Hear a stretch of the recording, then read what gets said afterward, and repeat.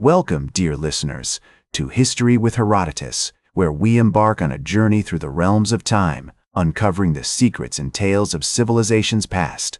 Today, we find ourselves in the enchanting land of Ancient Trujillo, a city nestled in the heart of what is now modern-day Spain. As we delve into the origins of this captivating city, let us first set the stage for our exploration.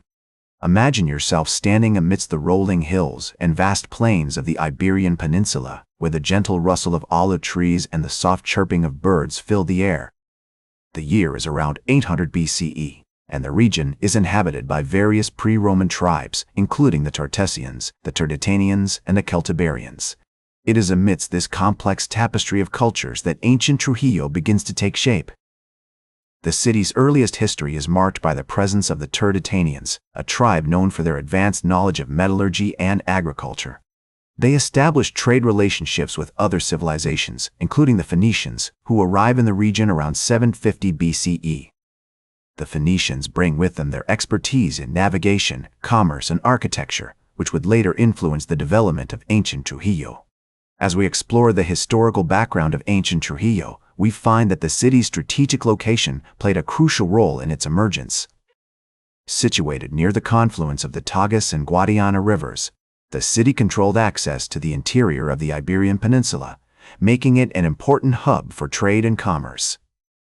The Turdetanians take advantage of this location, establishing a settlement that would eventually grow into the thriving city of ancient Trujillo. One of the key figures in the early history of ancient Trujillo is Argantonius, a Turdetanian chieftain who ruled over the region during the 5th century BCE. Although his name has been lost to the annals of time, his legacy lives on in the form of the city's early architecture and infrastructure, which reflect a unique blend of Celtic and Phoenician influences.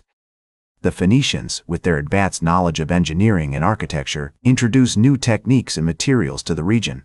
They construct buildings using stone and mud brick, incorporating distinctive Phoenician features such as columns and arches.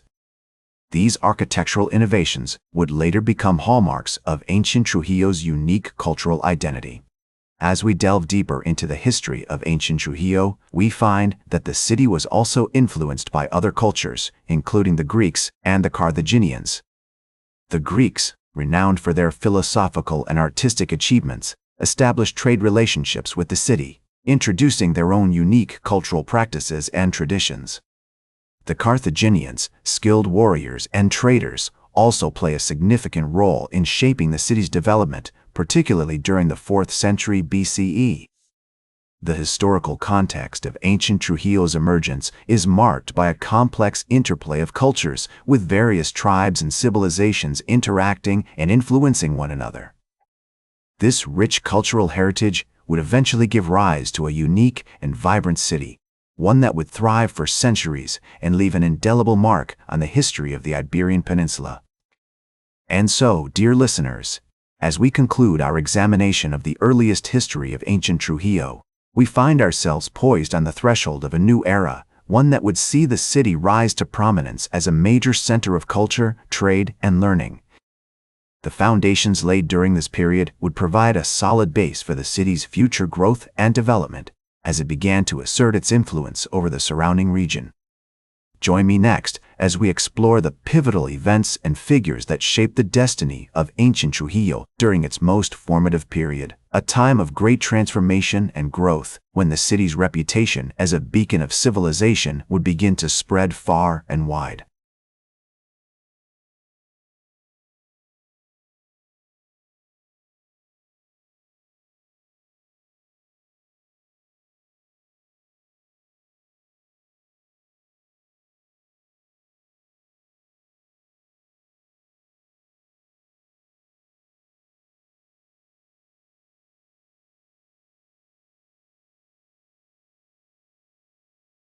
Welcome back to History with Herodotus as we continue our journey through the captivating city of ancient Trujillo.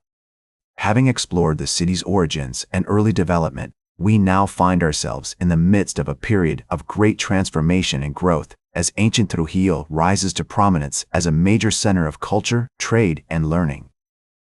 As we delve into this pivotal era, we are met with a city that is teeming with life and activity.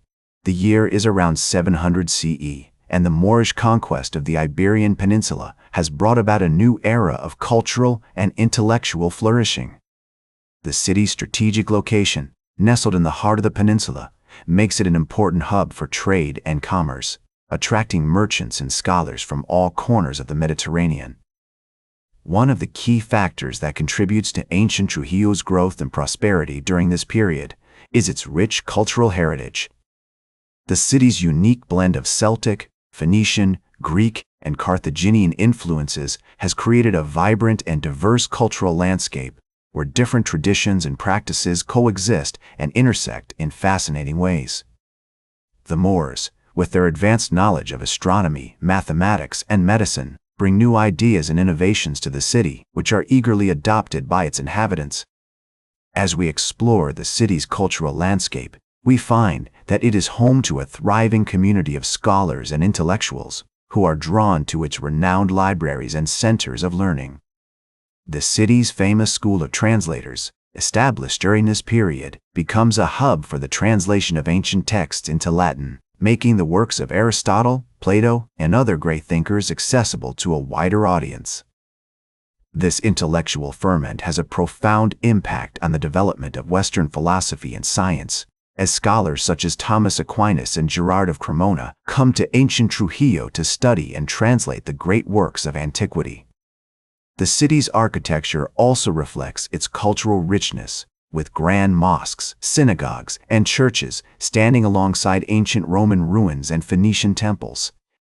The Moors introduced new architectural styles, such as the use of arches and domes, which are incorporated into the city's buildings, creating a unique and breathtakingly beautiful urban landscape.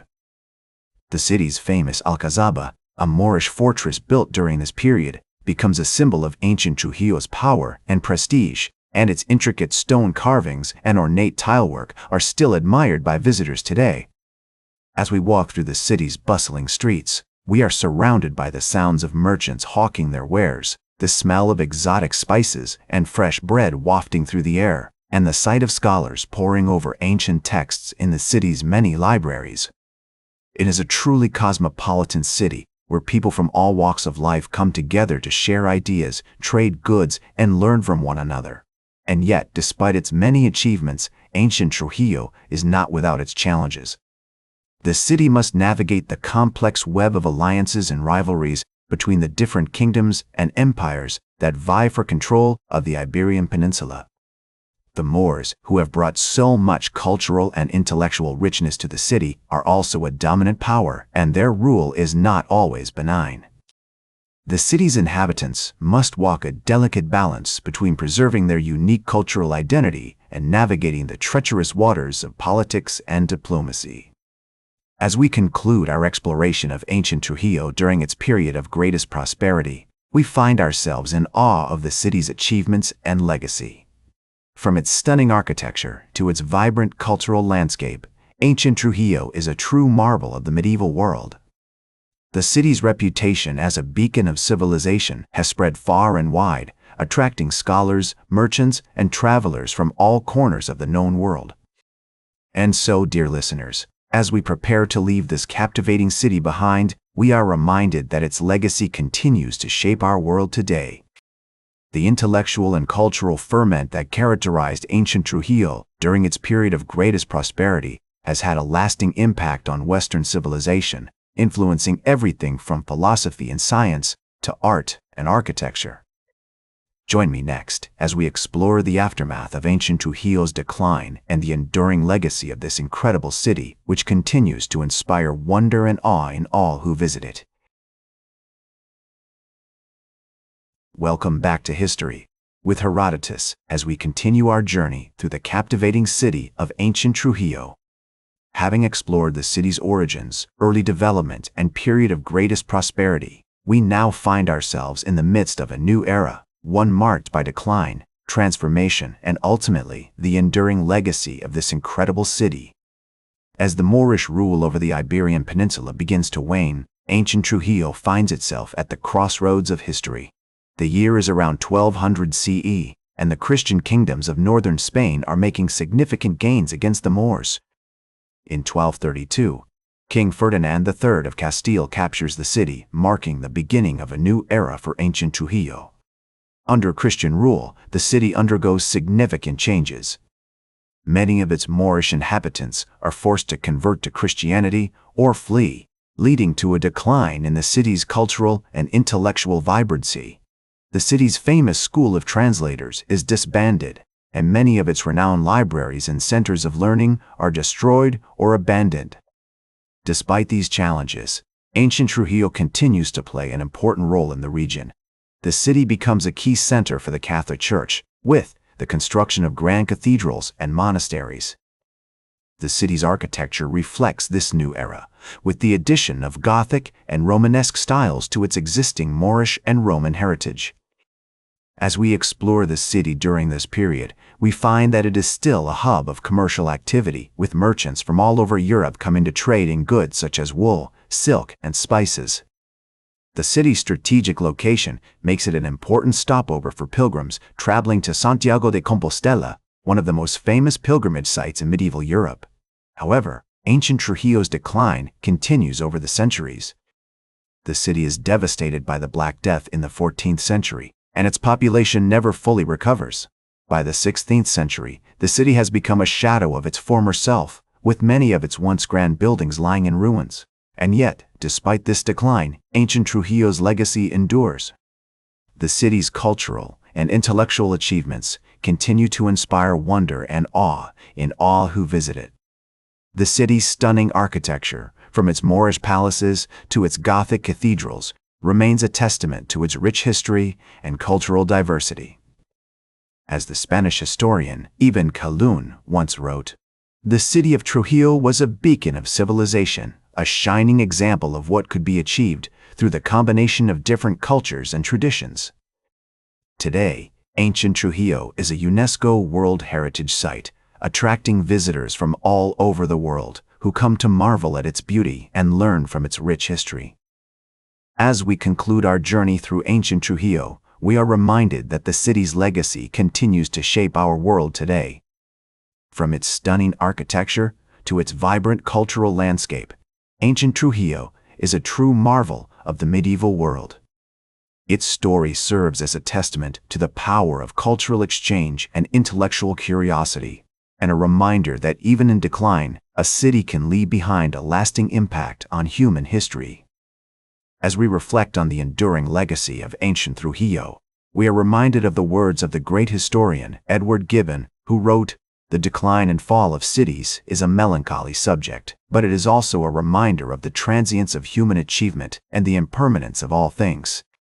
And so, dear listeners, as we bid farewell to ancient Trujillo, we are left with a profound appreciation for the city's rich history and a deeper understanding of the complexities and nuances of human civilization.